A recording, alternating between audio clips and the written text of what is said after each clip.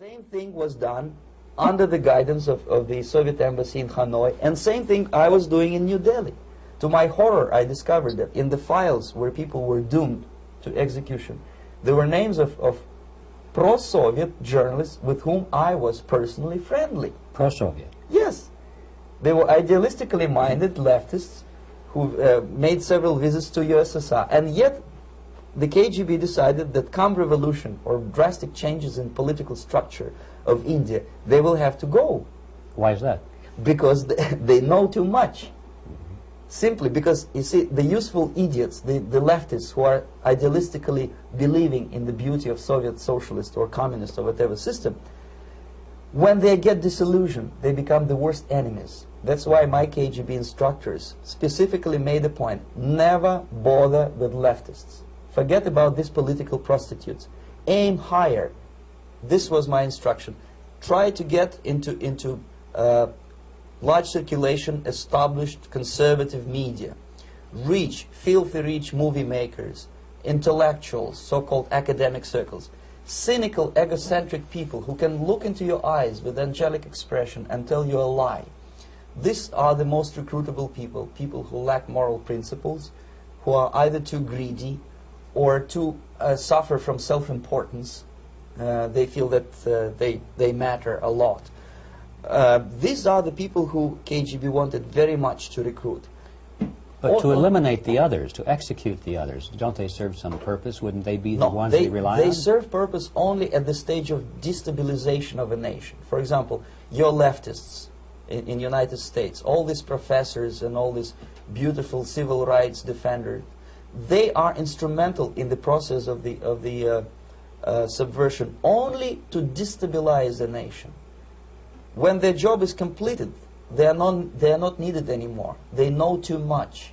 Some of them, when they get disillusioned, when they see that Marxist-Leninists come to power, obviously they get offended. They think that they will come to power. That will never happen, of course. They will be lined up against the wall and shot. But they may turn into the most bitter enemies of Marxist-Leninists when they come to power. And that's what happened in Nicaragua. You remember most of these former Marxist-Leninists were either put to prison or one of them split, and now he's working against Sandinistas.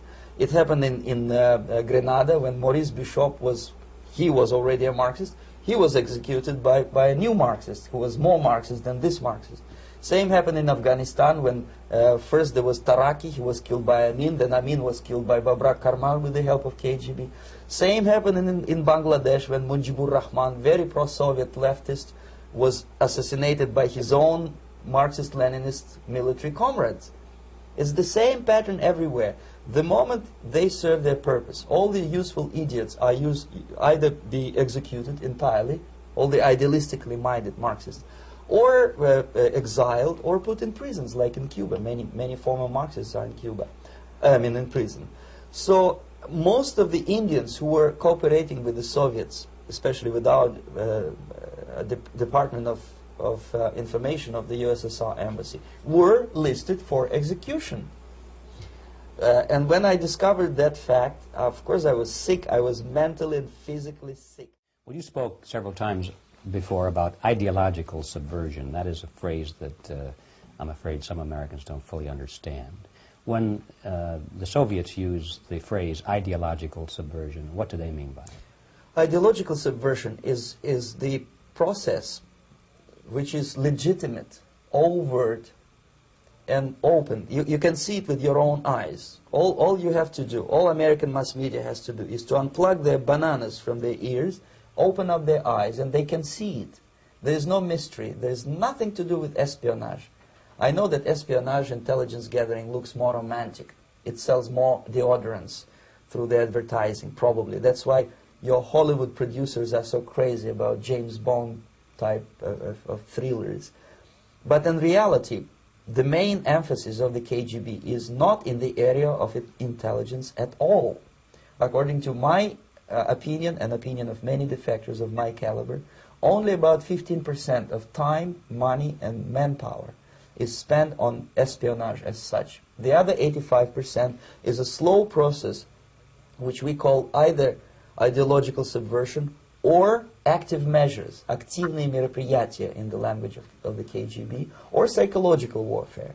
What it basically means is to change the perception of reality of every American to such an extent that despite of the abundance of information, no one is able to come to sensible conclusions in the interests of defending themselves, their families, their community, and their country.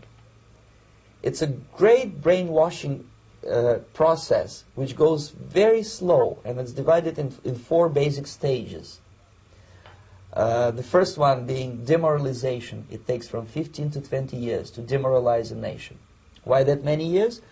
Because this is the minimum number of years which requires to educate one generation of students in the country of your enemy, exposed to the ideology of the enemy. In other words, Marxism-Leninism ideology is being pumped into the soft heads of at least 3 generations of American students without being challenged or counterbalanced by the basic values of Americanism, American patriotism. The result you can see.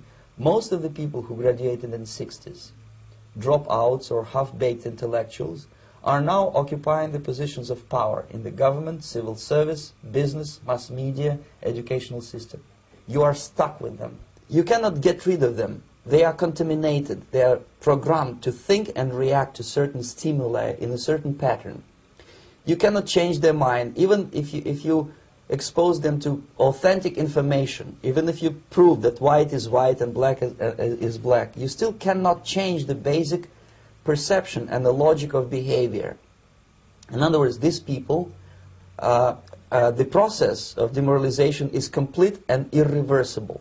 To get rid society of these people, you need another 20 or 15 years to educate a new generation of patriotically minded and common sense people who would be acting in favor and in the interests of the United States society. And yet these people who've been programmed and, as you say, in place and Yes. who are favorable to an opening with the Soviet concept, these are the very people who would be marked for extermination in this country? Most of them, yes. Simply because the psychological shock when they will see in future what the beautiful society of equality and social justice means in practice, obviously they will revolt. They will be very unhappy, frustrated people. And the Marxist-Leninist regime does not tolerate these people. Obviously they will join the links of dissenters, dissidents. Unlike in present United States, there will be no place for dissent in future Marxist-Leninist America.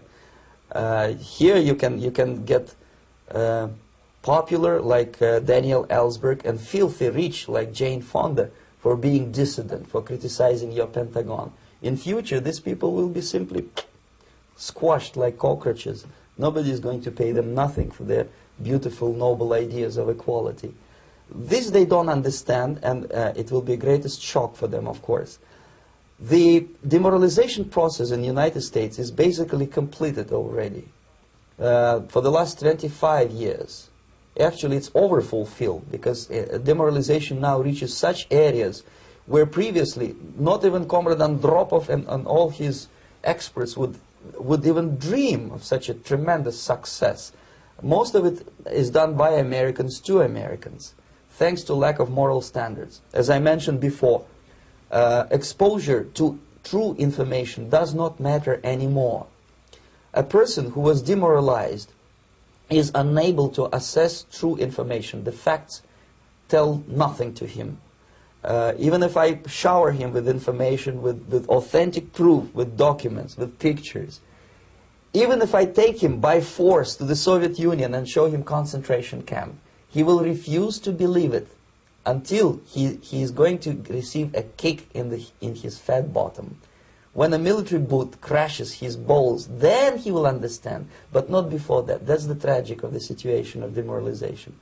So basically America is stuck with demoralization, and unless, even if you start right now, here, this minute, you start educating new generation of Americans, it will still take you 15 to 20 years to turn the tide of ideological perception of reality back to normalcy and patriotism. The next stage is destabilization. This time, subverter does not care about your ideas and the patterns of your consumption. Whether you eat junk food and get fat and flabby, it doesn't matter anymore. This time, and it takes only from 2 to 5 years to destabilize a nation, what matters is essentials: economy, foreign relations, defense systems. And you can see it quite clearly that in some areas, in such sensitive areas as defense and economy, the influence of Marxist-Leninist ideas in the United States is absolutely fantastic. I could never believe it 14 years ago when I landed in this part of the world that the process will go that fast. The next stage, of course, is crisis. It may take only up to 6 weeks to bring a country to the verge of crisis. You can see it in Central America now. And after crisis, with a violent change of power, structure, and economy, you have so-called the period of normalization. It may last indefinitely. Normalization is a cynical expression borrowed from Soviet propaganda. When the Soviet tanks moved into Czechoslovakia in '68, Comrade Brezhnev said, "Now the situation in brotherly Czechoslovakia is normalized." This is what will happen in the United States if you allow all these schmucks to bring the country to crisis, to promise people all kind of goodies and the paradise on earth, to destabilize your economy, to eliminate the principle of free market competition, and to put a big brother government in Washington, D.C., with benevolent dictators like Walter Mondale, who will promise lots of things, never mind whether. This is what will happen in the United States if you allow all these schmucks to bring the country to crisis, to promise people all kind of goodies and the paradise on earth, to destabilize your economy, to eliminate the principle of free market competition, and to put a big brother government in Washington, D.C., with benevolent dictators like Walter Mondale, who will promise lots of things, never mind whether the promises are fulfillable or not. He will go to Moscow to kiss the bottoms of new generation of Soviet assassins, never mind. He will create false illusions that the situation is under control. Situation is not under control. Situation is disgustingly out of control. Most of the American politicians, media, and educational system trains another generation of people who think they are living at a peacetime. False. The United States is in the state of war, undeclared total war against the basic principles and the foundations of this system. And the initiator of this war is not Comrade Andropov, of course. It's the system. However ridiculous it may sound, the world communist system or the world communist conspiracy, whether I scare some people or not, I don't give a hoot. If you are not scared by now, nothing can scare you. But you don't have to be paranoid about it. What actually happens now, that unlike myself, you have literally several years to live on unless the United States wake up. The time bomb is ticking. With every second, the disaster is coming closer and closer. Unlike myself, you will have nowhere to defect to, unless you want to live in Antarctica with penguins. This is it. This is the last country of freedom and possibility. Okay, so what do we do? What is your recommendation to the American people? Well, the immediate thing that comes to my mind is, of course, there must be a very strong national effort to educate people in the spirit of real patriotism, number one. Number two, to explain them the real danger of socialist, communist, whatever, welfare state, big brother government. If people will fail to grasp the impending danger of that development, nothing ever can help United States. You may kiss goodbye to your freedom, including freedoms to homosexuals, to prison inmate. All this freedom will vanish, evaporate in 5 seconds.